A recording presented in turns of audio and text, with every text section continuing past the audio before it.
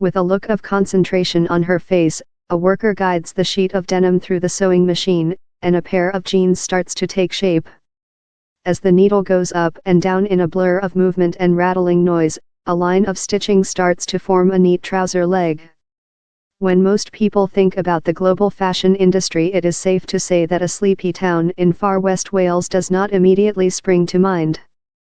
Yet Cardigan, on Wales' Irish sea coast, has for the past 5 years been home to a high-end jeans maker, the High Oat Denim Company. Beloved by a growing number of fashionistas from New York to Paris, and London to Melbourne, High Oat ships its expensive jeans around the world.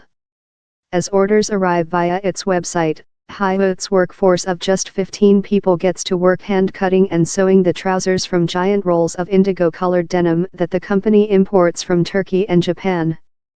Despite only making around 120 pairs of jeans a week, founder and owner David Hyatt has big ambitions to expand. While it may seem a little incongruous that a posh jeans business is based in West Wales, Cardigan, population 4,000, actually has a long history of jeans making. For almost 40 years the town was home to a factory that made 35,000 pairs of jeans each week for UK retailer Marks & Spencer. But in 2002 the facility closed with the loss of 400 jobs when production was moved to Morocco to cut costs. Fast forward 10 years, and when Mr. Hyatt, a proud Welshman, was looking to open a factory to start making jeans, he chose Cardigan.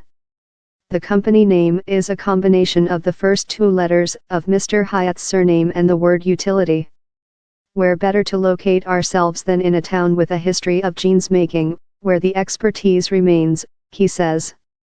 Employing machinists who had previously worked in the old factory and not lost their years of jeans making skills, Mr. Hyatt says he was confident that High Oat could be successful if it concentrated on selling directly to consumers around the world via its website. Without the internet we'd have been dead within 12 weeks, he says. But the internet has changed only everything. The internet allows us to sell direct and keep the profit margin, it enables us to compete. Now exporting 25% of its jeans, it takes High Oat about 1 hour and 10 minutes to make 1 pair, compared with 11 minutes at a highly mechanized jeans industry giant. And rather than staff doing just one part of the manufacturing process, such as sewing on the pockets, each machinist at High Oat makes a pair of jeans from start to finish. Mr. Hyatt refers to the workers as Grand Masters. This is in reference to the fact that some of them have more than 40 years of jeans making experience, and new joiners have to train for 3 years before they can start making jeans for customers. In running High Oat, Mr. Hyatt and his co-owner, wife Claire, have benefited from their experience of previously owning a clothing firm called Howie's, which they sold to U.S. firm Timberland for £1 in 2011. But what has also been invaluable is Mr. Hyatt's previous career working in advertising.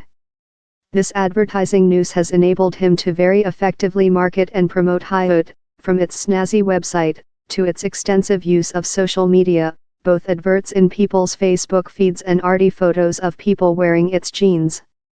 The interesting thing about social media for me is that up until Facebook, Instagram, Twitter and Snapchat you had to have a huge budget in order to tell your story, he says. In effect, you were locked out of telling that story because the costs of advertising and wider marketing were too high. But social media has actually allowed the small firms that manufacture things to go and tell his story. And actually, if David wants to beat Goliath, the best tool in the world is social media. Mr. Hyatt also sends out free jeans to what he calls influencers, either fashion bloggers or famous people, in the hope that they will write or talk positively about the brand. Successful examples of this have been an increase in orders from Denmark after High Oat sent a pair of its jeans to celebrated Danish chef René Redzepi, and also UK TV presenter Anthony McPartlin of the duo and December tweeting about the company. As High Oat continues to win overseas orders for its jeans costing up to £230, $300, a pair, Mr. Hyatt admits that one negative issue the company has to deal with is a return rate of about 14%, people sending them back because they don't fit. To counter this problem, Haywood is exploring using technology that can accurately tell from a photo a person's perfect jeans size.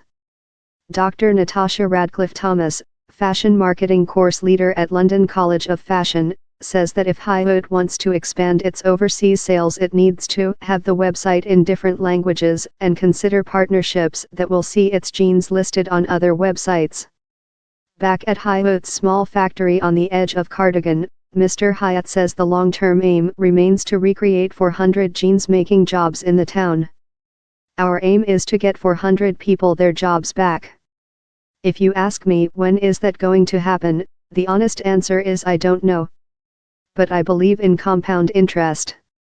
Small things over time gather huge numbers.